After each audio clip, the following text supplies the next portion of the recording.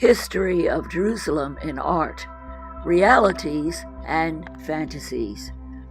How Art Reveals the Historic Multiculturalism of Palestine and Jerusalem, by Dr. Jacqueline Taylor Basker.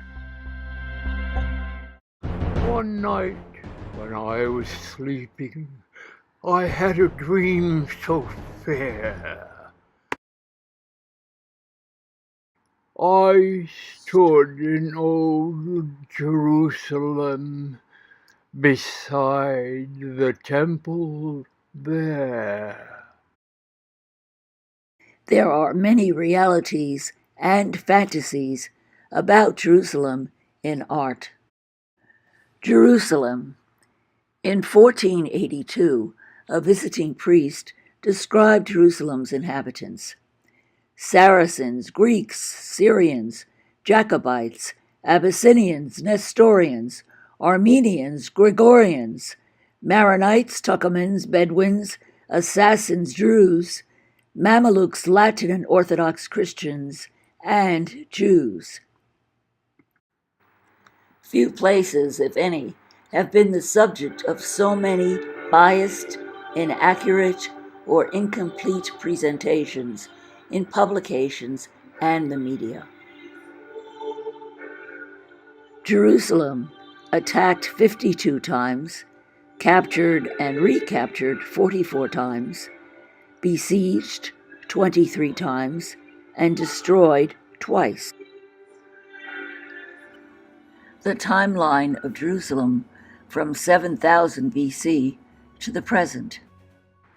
From ancient Proto-Canaanite period through classical antiquity, Middle Ages, early modern period, and modern era.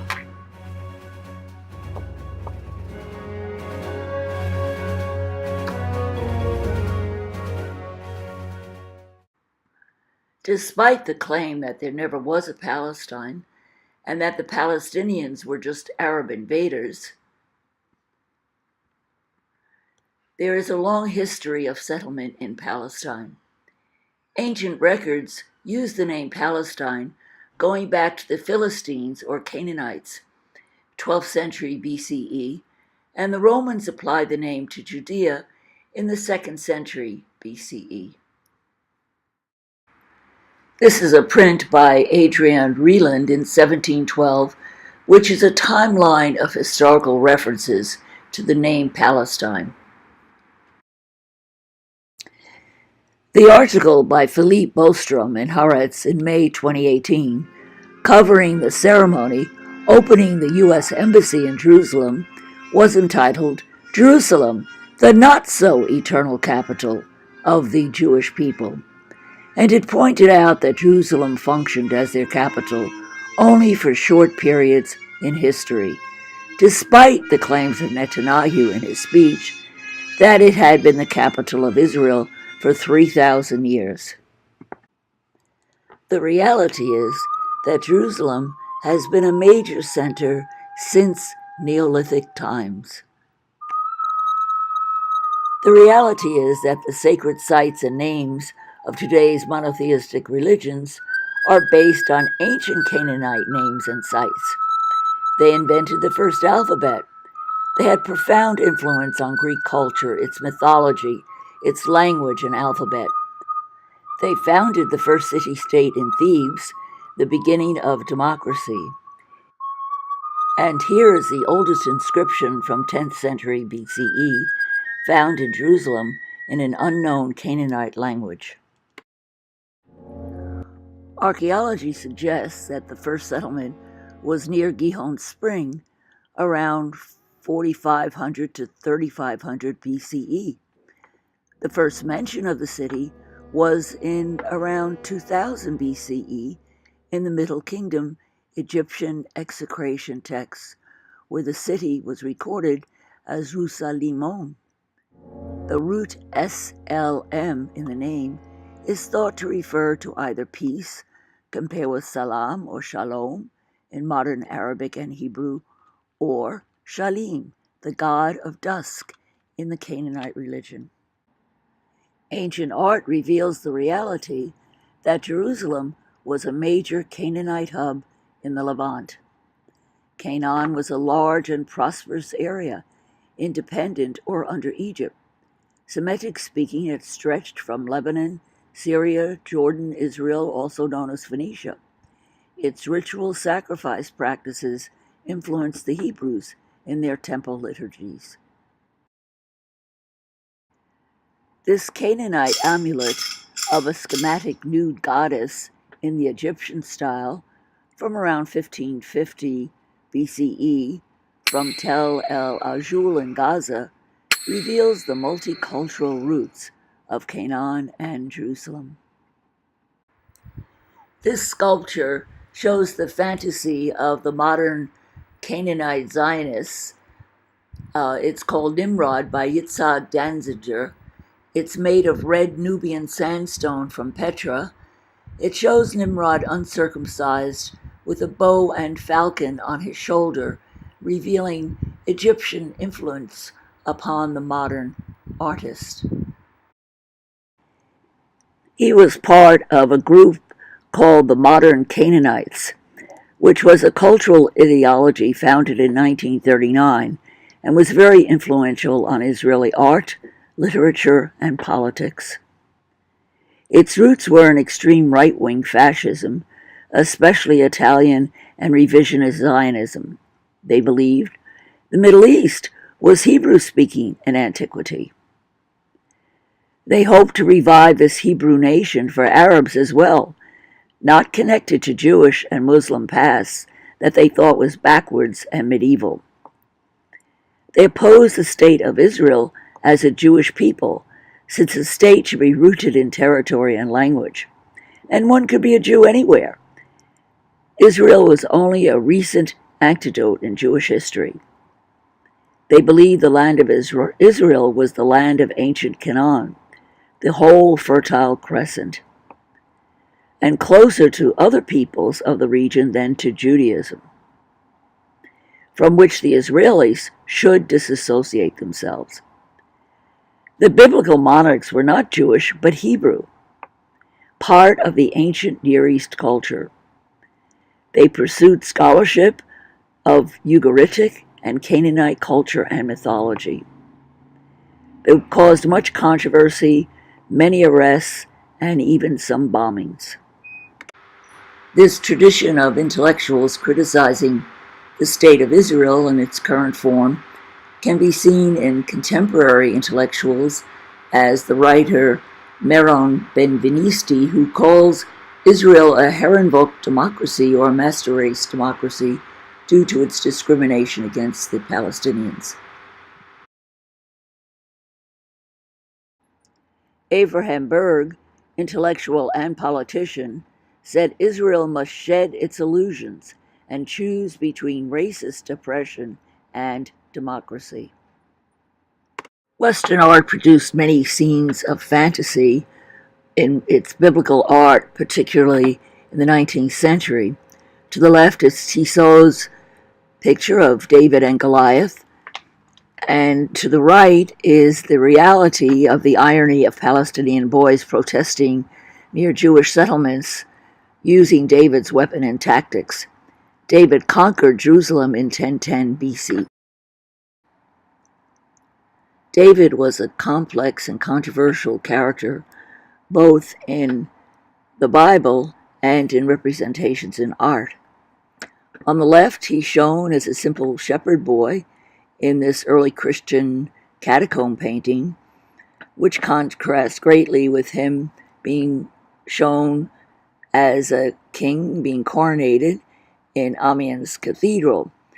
To have a king for Israel was a very controversial move with much opposition.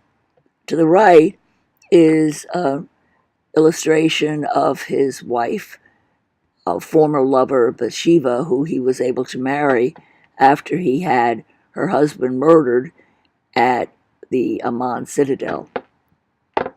He made Jerusalem the capital, but there are many conflicts about David reflected both in art and new scholarship.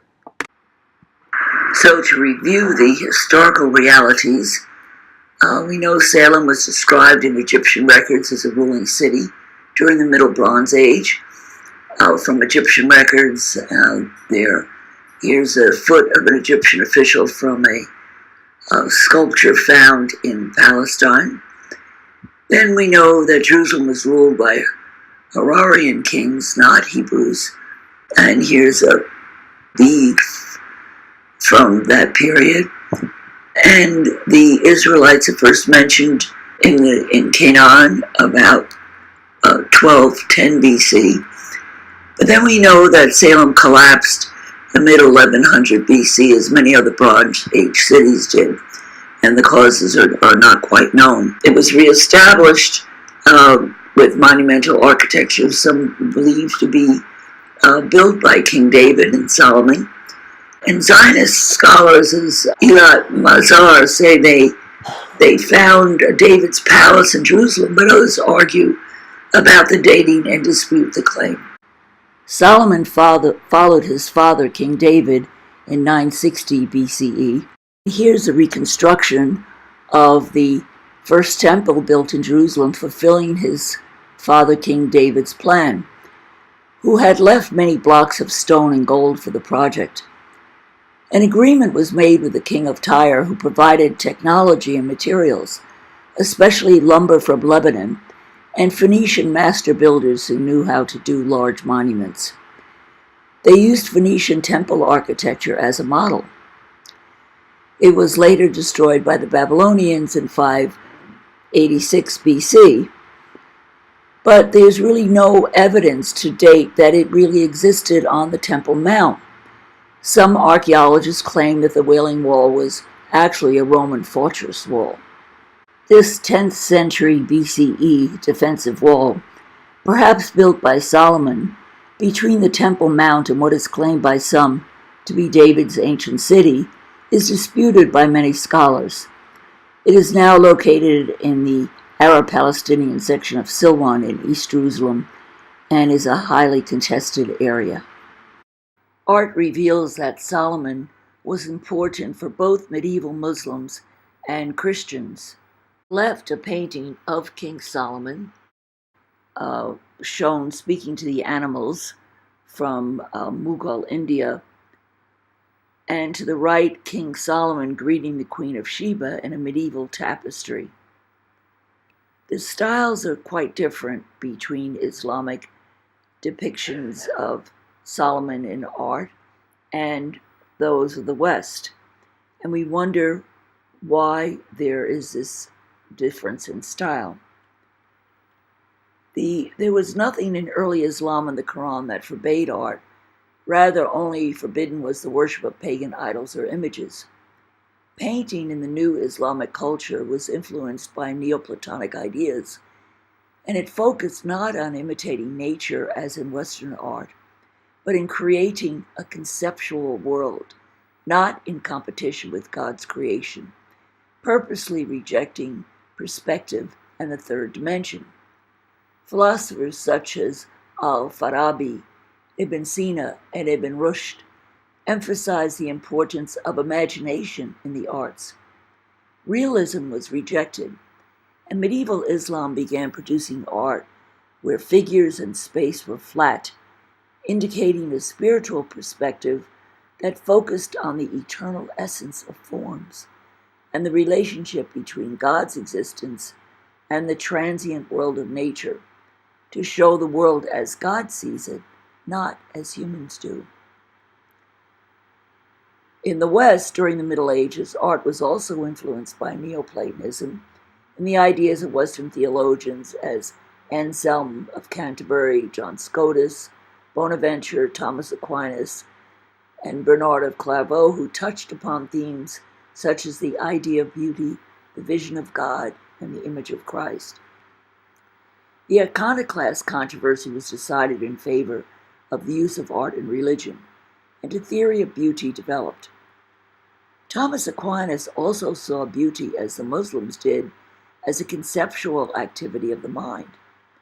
However, he emphasized that beauty was caused by the form of the object.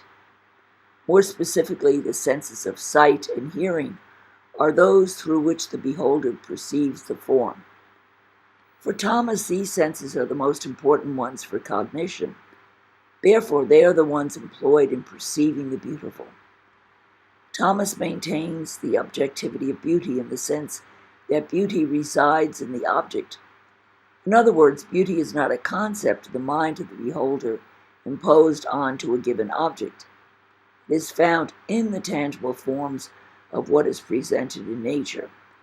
Thus, Western art tended to focus on the color, volume, textures, and perspective of the visual world as presented to the viewer. There's no certain evidence of a united monarchy, no evidence that Jerusalem was always the capital of the Jews at this time. After the death of Solomon, the Jews split into two parallel kingdoms. Samaria became the capital of northern Israel, and Judah had Jerusalem as its capital.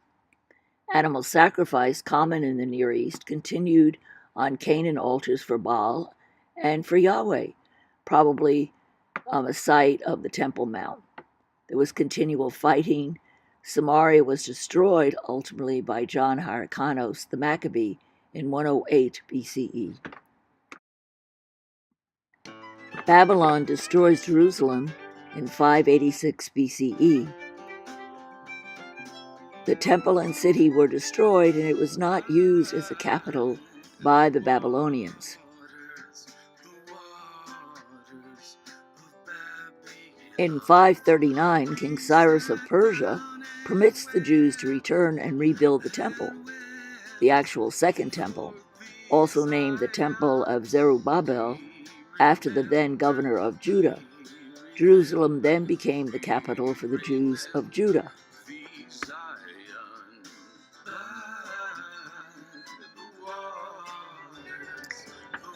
From 445 to 425 BCE, Nehemiah rebuilds Jerusalem's walls. Here's a beautiful etching by Gustave Doré, 19th century artist, of Nehemiah viewing the ruins of the walls of Jerusalem.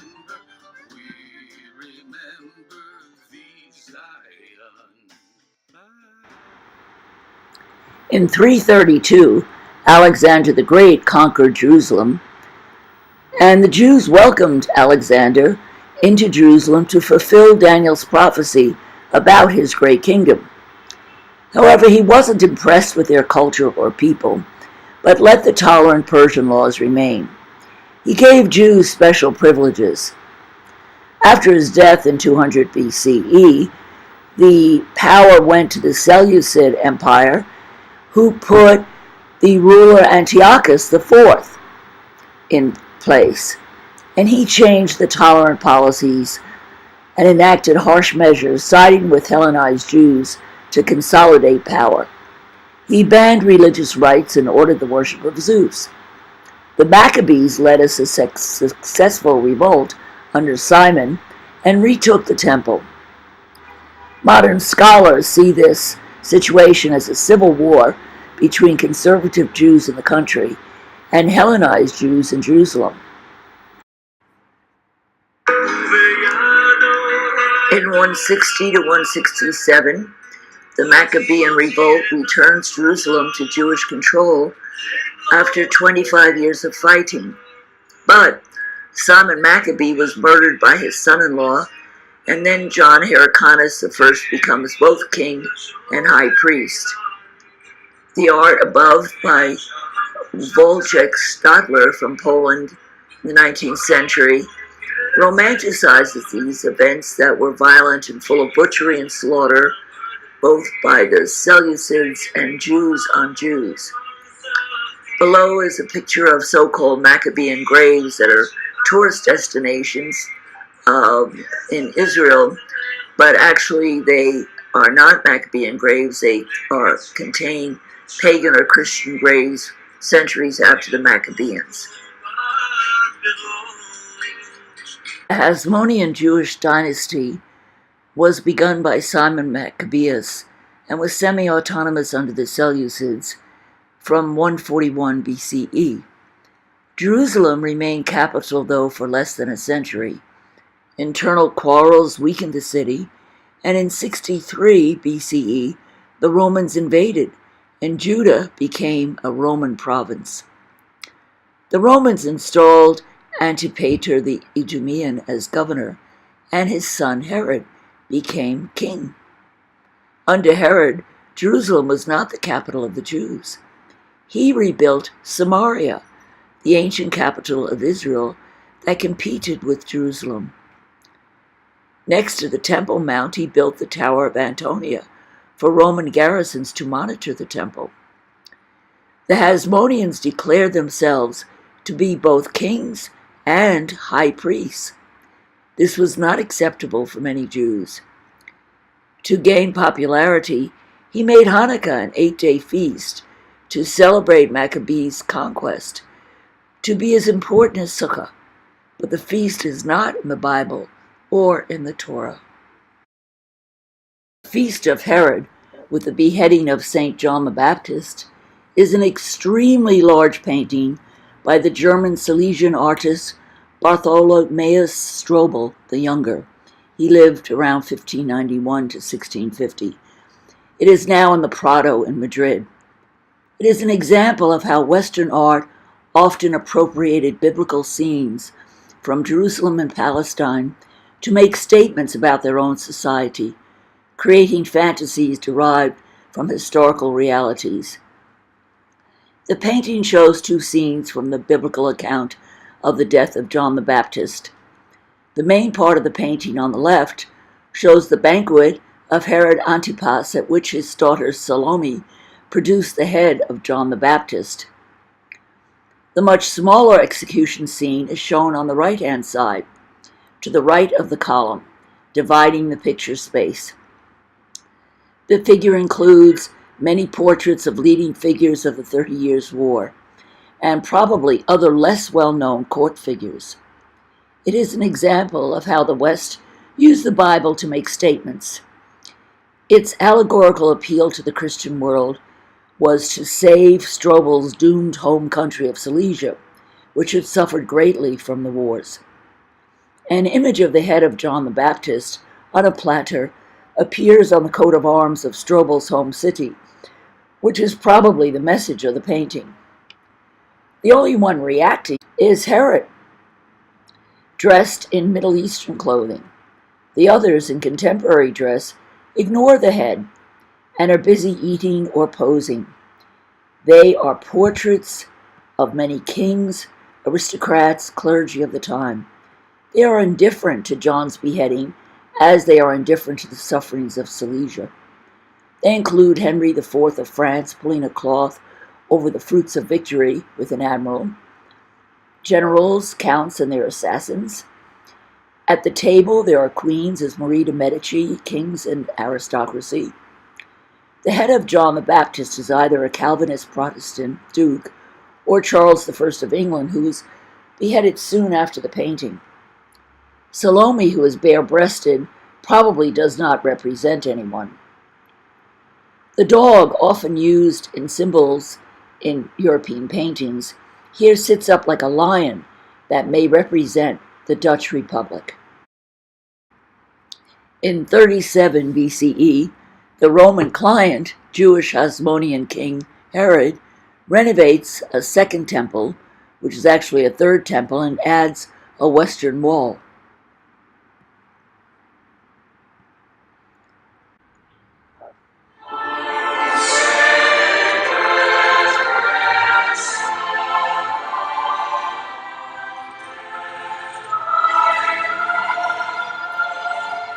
In 30 CE, Jesus is crucified in Jerusalem. This is the earliest representation of the crucifixion in an illuminated manuscript from the Syriac-Rabbula Gospels around 586 CE.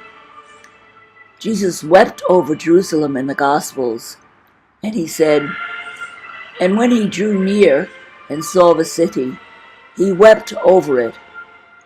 Would that you, even you, had known on this day the things that make for peace."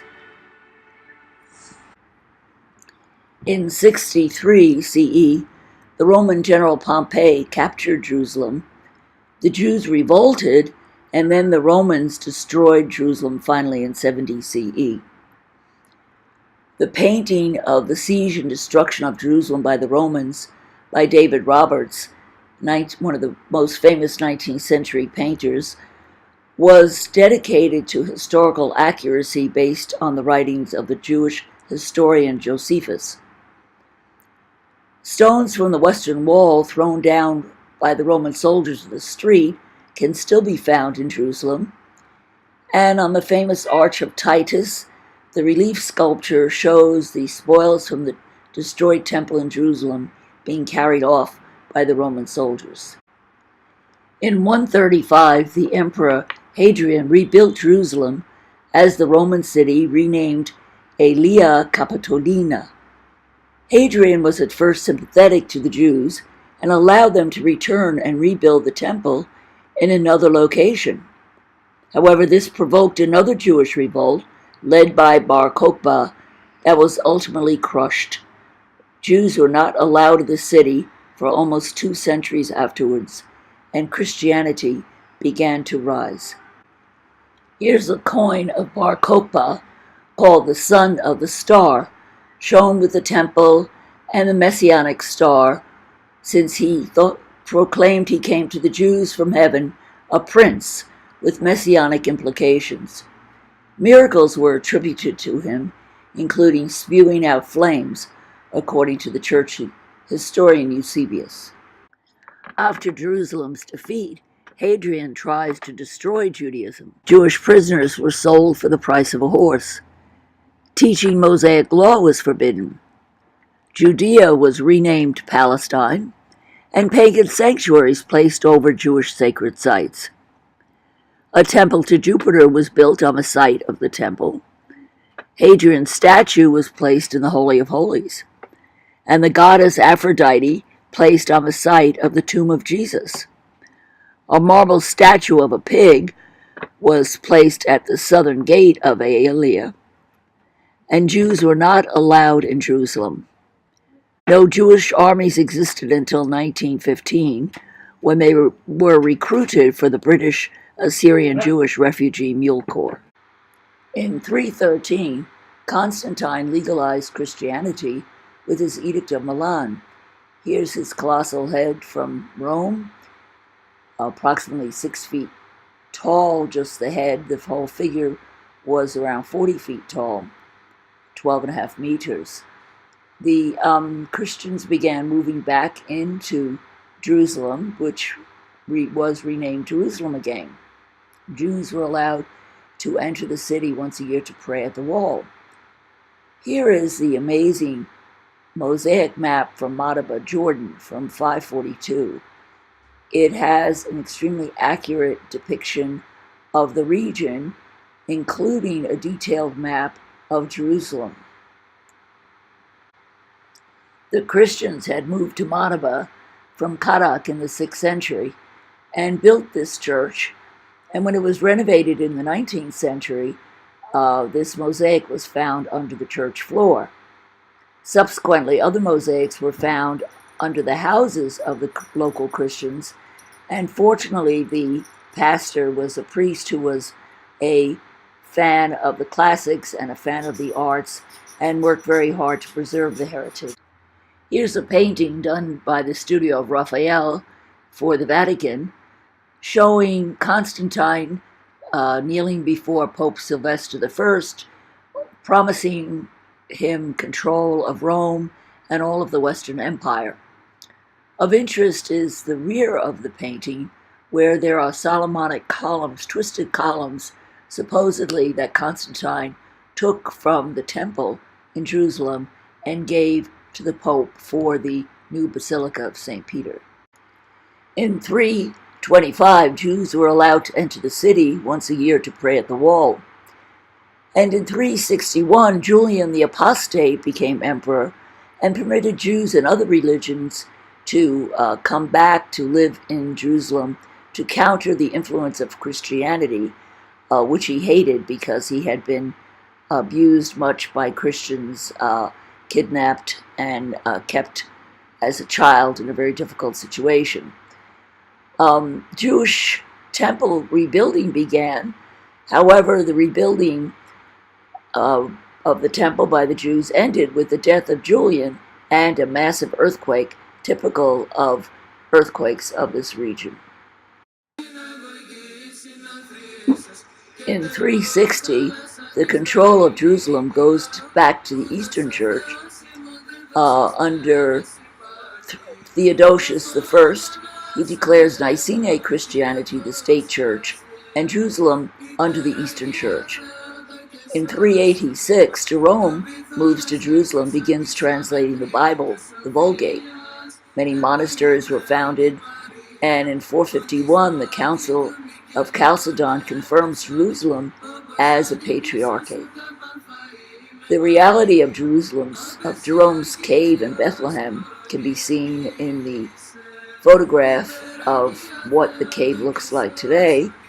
The fantasy is shown by Dura's drawing of Jerome's study, complete with wild animals, following the tradition of the church that Jerome wrote with lions, etc., in his study. In 613, the Jews revolt against the Byzantine Emperor Heraclius. Their leader, Nehemiah ben Hushel, helped the Sasanians gain control of Jerusalem. So in 614, the Persians, the Sasanian Empire, captured Jerusalem with the help of Jewish and Arab soldiers. The Jews came back to the city and arranged to build the third temple with a new high priesthood, but this was the last time they were in power. The Christians revolted in a few months, and Jews were killed or fled. The Patriarch Modestus was appointed over the city, and churches were rebuilt. Then again, Persians and Jews returned, attacked the city, and Byzantine Christians were massacred. Sources say the city was burnt down, but there's no proof. However, the true cross was captured. 617, the Persians reversed the policy and decided to side with the Christians over the Jews, and no Jews were allowed in. In 630, the Byzantine Christians recaptured Jerusalem, and the Persian leader's son converts to Christianity, makes peace with the Byzantines. Heraclius, the Byzantine emperor, then marches back into Jerusalem with the true cross and the backing of a Jewish leader who converted and received an oath of protection for the Jews. However, 7 years later, Heraclius reneges on his oath to the Jews, who were expelled and massacred. This painting from 14th century in Santa Croce in Italy shows Heraclius beheading his enemy on the left. The head was of his enemy, the Persian king Khosroes, who had been the one who had stolen the true cross from Jerusalem. And on the right, he's shown entering Jerusalem with the true cross. In 620, Muhammad ascends to heaven from a rock in the center of where the Jewish temple was thought to be, on his night journey from Mecca to Jerusalem. This painting of Muhammad ascending is part of an interesting and diverse tradition of representing him. Sometimes he's shown without a face, or with a veil over his face, or with light surrounding him, or with a face. This painting is by the artist Sultan Muhammad from 16th century Safavid Iran. In 624, Jerusalem loses its place as the point for Muslim prayers to be directed to, and now it's been changed to Mecca. 625, however, Muhammad names Al-Aqsa Mosque as one of the three holy places for Muslims. 636, there's the siege of Jerusalem, and by 637, Caliph Umar the Great conquers it and walks into Jerusalem on foot with great respect for the holy places. He makes an agreement with the residents called the Covenant of Umar that guarantees non-Muslims freedom of religion, and for the first time since the Romans, Jews are again allowed to live and worship freely in Jerusalem. This German print, 19th century artist Otto Finkenscher, shows Omar as not a menacing, invading infidel, but rather a heroic figure due to his respect for Jerusalem when he entered. Muslim art also shows Omar with respect and affection. This Persian print shows him with Satan, who had led him into a mosque. It's from Baghdad in the 16th century. And Satan shows him one man is praying and the other man is sleeping. And Satan explains that he would destroy the man who is praying, since he is in the ecstasy of the love of God, while the sleeping man is only in oblivion. This helps Omar to become more discerning and wise, and gets the name of the discerner. He rejected killing the man due to his compassionate nature for the underdog, and he actually established the first welfare state, Beit al-Mal, which aided the elderly, the needy, the orphans, widows, and disabled, that ran for hundreds of years in the 7th century and into the 8th century, into the Abbasid era.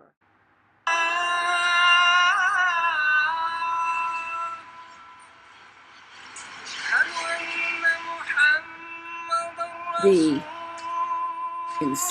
Haram al-Sharif, the Dome of the Rock, was built in Jerusalem by 691. Its architecture reflects the three faiths of the book. The columns in the front reflect the Hellenist classical style and the Second Temple. The dome and the floor plan was copied from the Christian Church of the Holy Sepulchre, and the Arabic calligraphy surrounding it and the crescent at the top reflects Islam. Thus, by the end of the ancient world and the beginning of the medieval period, the three religions of the book are well established in Jerusalem. Judaism, Christianity, and Islam all have significant identities with the history and the place of Jerusalem.